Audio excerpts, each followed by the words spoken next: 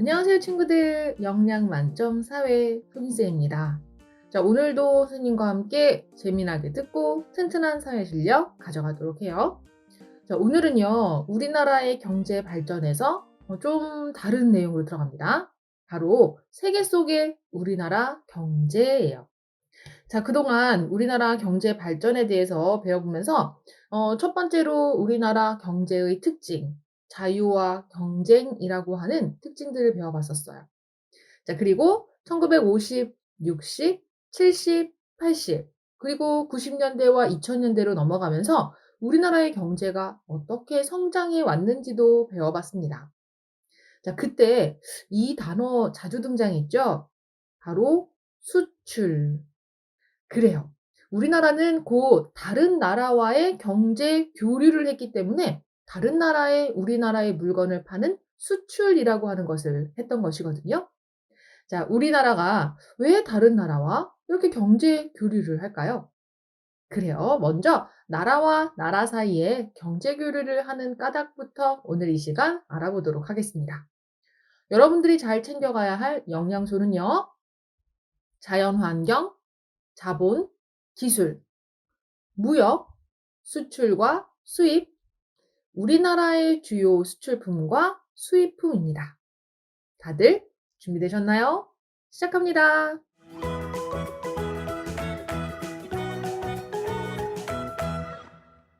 자, 요즘은요, 마트에 체리가 제철이더라고요. 마트마다 빨간 체리가 가득한 그런 과일 코너에서 체리를 골라보는 이제 재미가 있어요. 선생님도 참 체리를 좋아하거든요. 그리고 또 체리 말고도 바나나라든지 파인애플, 망고 등 정말 우리나라에서는 잘 생산되지 않는 열대 과일들이 상당히 많이 우리나라에 판매가 되고 있습니다.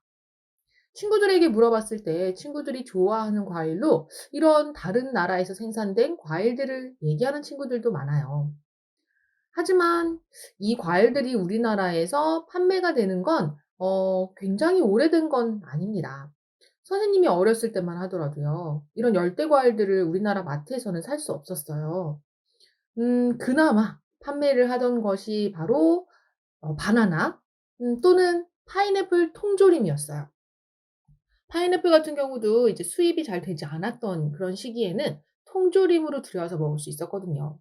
바나나 같은 경우는 우리나라에서 가장 따뜻한 제주도에서 생산된 바나나를 먹을 수 있었어요. 하지만 제주도에서도 이 따뜻한 여름 기후에 또는 온실이나 비닐하우스를 이용해서 생산을 해야만 했기 때문에 바나나 가격이 굉장히 비쌌습니다. 너무 비싸서 선생님이 바나나를 먹고 싶을 땐 엄마를 막 조르고 졸라야 겨우 하나를 사 주셨어요. 이 하나가 뭐냐면 여러분들 그 바나나를 살 때 한 송이를 사잖아요. 막 한 10 개, 20 개가 이렇게 한꺼번에 매달려 있는 한 송이. 근데 그렇게 사면 너무 비싸서 살 수가 없었고 정말 한 개. 그 한 개 가격도 꽤 비쌌어요. 지금 생각해 보면 현재 우리 돈의 가치로 봤을 때 10,000원 정도는 될 것 같아요. 굉장히 비싸죠. 그래서 이 바나나 한 개를 가지고 이 세 등분을 해서 나눠 먹었었습니다. 진짜 쪼끔 먹었겠죠. 그죠? 정말 귀했었거든요. 하지만 오늘날 여러분들은 한 2-3천 원 정도의 바나나 한 송이를 사서 마음껏 먹을 수가 있게 됐어요. 자, 이게 바로 나라와 나라 사이에 경제 교류가 이루어지기 때문이에요. 어떤 나라는 덥고 습해서 1년 내내 비도 내리고 그러다 보니 바나나와 파인애플 같은 열대 과일이 잘 재배가 되는 거죠. 자, 그리고 또 어떤 나라들은요. 철광석, 원유, 목재, 천연고무와 같은 자원과 노동력이 풍부하고 대신에 휴대전화나 자동차, 배 등을 만드는 기술이 부족할 수 있습니다. 자, 그런데 또 다른 나라는요. 사계절이 뚜렷하고 기후가 온난해요. 배, 자동차, 반도체 등을 만드는 기술이 뛰어나지만 아까 봤던 나라처럼 이 원유나 목재, 천연고무와 같은 자원은 부족합니다. 이렇게 경제 상황이 다른 두 나라. 한쪽은 자원이 풍부하고 또 한쪽은 기술이 풍부해요. 서로가 또 부족한 것들은 자원이 풍부한 나라는 기술이 부족하고 기술이 좋은 나라는 자원이 부족했어요. 이럴 때 그렇죠. 서로 교류를 하게 되면 양쪽 모두 부족한 것을 얻을 수 있고 풍족한 것을 팔면서 모두 다 경제적으로 이익을 볼 수 있겠죠. 그래요. 이런 이유 때문에 바로 경제 교류가 이뤄지고 있습니다. 우리 주변에 있는 물건들도 한번 보세요. 우리나라에서만 모두 생산된 것들이 있는 것이 아니죠. 뭐 먹을 수 있는 열대 과일뿐만 아니라 사용하는 물건도 옷은 베트남에서 만들어졌고 또 볼펜은 독일에서 만들어지기도 했고요. 자, 이처럼 다양한 나라에서 생산된 것들이 우리에게서 또 일상생활에서 사용이 되고 있습니다. 나라마다 자연 환경, 자본, 그리고 기술 등의 차이가 있어서 더 잘 생산할 수 있는 물건이나 서비스가 달라요. 자, 그래서 각 나라는 더 잘 만들 수 있는 물건을 생산하고 이를 상호 교류하면서 서로 경제적 이익을 얻는 것입니다. 이때 나라와 나라 사이에 물건과 서비스를 사고 파는 것을 바로 무역이라고 해요. 무역을 할 때 다른 나라에서 물건을 사 가지고 오기도 하고요. 또 다른 나라의 물건을 팔기도 하겠죠. 다른 나라에서 물건을 사오는 것을 수입이라고 합니다. 이 입자는 들여오다라는 뜻을 가지고 있는 입이죠. 다음 나라의 이 물건을 다른 나라의 물건을 파는 것을 수출이라고 해요. 여기서 출은 날 출자, 나간다라는 의미가 있어요. 곧 우리나라로 다른 나라 물건이 들어오면 수입, 반대로 우리나라 물건이 다른 나라로 나갈 땐 수출이라고 합니다. 이렇게 수출과 수입을 통해서 무역이 이루어지고 있습니다. 자, 이렇게 수출과 수입을 통해서 경제 교류를 하면 어떤 점이 좋을까요? 당연히 각 나라마다 부족한 것을 얻을 수 있어서 좋겠죠. 소비자 같은 경우는 같은 제품이지만 더 값싸고 질 좋은 것을 살 수 있습니다. 기업은요, 생산 비용을 줄여서 제품을 생산할 수 있어요. 좀 더 저렴한 가격의 재료를 다른 나라에서 수입할 수 있기 때문이죠. 자, 이렇게 소비자와 기업 모두 각 나라에서 더 잘 생산할 수 있는 것을 전문적으로 생산하면 이익을 볼 수 있습니다. 자, 우리나라는요, 다른 나라와 활발하게 경제 교류를 하고 있어요. 일찍부터 경제 발전 과정에서 수출을 중심으로 많은 돈을 벌어들이고 또 이 돈을 바탕으로 경제 활동에 투자해서 또다시 많은 이 제품들을 생산을 해낼 수 있었거든요. 지금까지도 우리나라는 여러 나라들과 활발하게 무역을 해오고 있습니다. 자, 이때 수출과 수입을 통해서 어떤 나라들과 많은 교류를 하는지 한번 알아볼까요? 수출액이 많은 나라는요, 중국, 미국, 베트남, 홍콩 등입니다. 세계에서 인구가 가장 많은 중국과 우리가 많은 교류를 하고 있고 또 그래서 우리나라의 수출액도 중국이 가장 높네요. 자, 다음으로 수입액이 높은 국가는 어디일까요? 그것도 1위가 중국이에요. 그리고 일본, 미국, 독일, 사우디아라비아 순서로 수입을 하고 있습니다.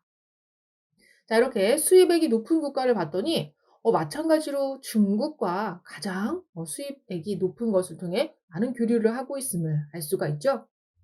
자, 우리나라는 중국과의 수출액, 수입액이 모두 큰 것으로 보아 중국과의 경제 교류가 활발하다는 사실을 알 수가 있었어요. 그럼 우리나라는 어떤 물건들을 주로 수출할까요? 자, 우리나라의 주요 수출품을 확인해 보도록 할게요. 우리나라의 주요 수출품의 이 첫 번째는요, 바로 반도체가 있습니다. 우리나라는 특히 반도체 가운데서도 메모리 반도체라고 해서 정보를 저장하는 기능을 가진 반도체를 많이 생산해서 수출하고 있어요. 다음으로는 선박, 해양 구조품과 구조물과 부품입니다. 선박에 관련된 그 물건들인 거죠. 세 번째로는 자동차, 그리고 석유 제품, 평판 디스플레이 및 센서 등이 있습니다. 다음으로 주요 수입품을 살펴볼까요? 우리나라가 많이 수입하는 품목의 1위는요, 바로 원유예요. 이 원유는 굉장히 많은 부분에서 필요하죠. 자동차가 다닐 때도, 비행기가 다닐 때도 필요하고, 석유화학 제품을 생산하기 위해서도 필요합니다. 하지만 우리나라는 거의 생산이 되지 않고 있기 때문에 석유를 원유를 가장 많이 수입하는 거예요. 자, 그다음에는요. 반도체가 두 번째입니다. 선생님, 반도체는 아까 주요 수출품 1위 품목 아니었나요? 그런데 수입품에도 반도체가 있어요? 맞아요. 왜 그러냐면 바로 수입하는 반도체는요. 메모리 반도체가 아니라 비메모리 반도체, 곧 정보를 저장하는 용도가 아니라 정보를 처리하는 용도래요. 자, 이 반도체는 대부분 수입을 하기 때문에 수출품에 바로 주요 수입 품목에 반도체가 있는 것이었습니다. 자, 그다음으로는 이제 반도체 제조용 장비라든지 천연가스, 석탄 등이 있습니다. 많은 자원들, 원유, 천연가스, 석탄 등을 수입을 하는 걸 알 수가 있네요. 우리나라는 굉장히 기술이 뛰어나요. 다양하게 질 좋은 제품들을 생산을 해낼 수 있죠. 그 기술은 필요한데 가지고 있는 자원은 부족하기 때문에 이렇게 천연 자원들을 주로 많이 수입하고 있음을 알 수가 있습니다. 자, 이제 여러분들 나라와 나라 사이에 무역을 하는 까닭 알 수 있겠죠? 그래요. 각 나라마다 자연환경, 자원, 기술 등이 서로 다르기 때문이고 또 각 나라마다 더 잘 생산할 수 있는 것을 전문적으로 생산하기 때문입니다. 자, 그래서 바로 무역을 통해서 나라와 나라 사이에 경제 교류가 이루어진다는 것 기억해 두도록 하세요. 자, 이제 퀴즈를 풀어보도록 할까요? 첫 번째 문제. 나라와 나라 사이에 물건과 서비스를 사고 파는 것을 무엇이라고 할까요? 정답은 무역. 무역을 할 때 다른 나라에서 물건을 사오는 것을 무엇이라고 하고 다른 나라의 물건을 파는 것을 무엇이라고 할까요? 자, 사오는 건 우리나라로 들어오는 것이고 파는 건 나가는 거죠. 그래서 수입, 수출이라고 부릅니다. 우리나라의 수출액 비율이 가장 높은 나라는 또 수입액 비율도 가장 높은 나라이기도 했죠. 그 나라는 어디일까요? 정답은 그래요. 중국이었습니다. 자, 마지막으로 나라와 나라 사이에 이렇게 경제 교류를 하는 까닭은 무엇이죠? 그래요. 나라마다 자연환경과 자본, 기술의 차이가 있어서 더 잘 생산할 수 있는 물건이나 서비스가 다르기 때문이었습니다. 이 내용을 꼭 기억해 두도록 하세요. 자, 이번 시간 우리나라 경제 발전, 그중에서도 세계 속의 우리나라 경제의 모습을 알아봤습니다. 세계 속의 우리나라 경제에서 첫 번째 시작은 바로 나라와 나라 사이에 경제 교류가 일어나는 까닭을 알아본 거였어요. 다음 시간부터는요, 직접적으로 이 우리나라와 경제 교류가 있는 나라들은 어디가 있는지 좀 더 알아보고요. 또 어떻게 경제 교류를 하고 있는지 다양한 사례를 통해서 한번 살펴보도록 할게요. 자, 그럼 쌤은 다음 시간에 여러분들 기다리고 있도록 할게요. 그때 만나요.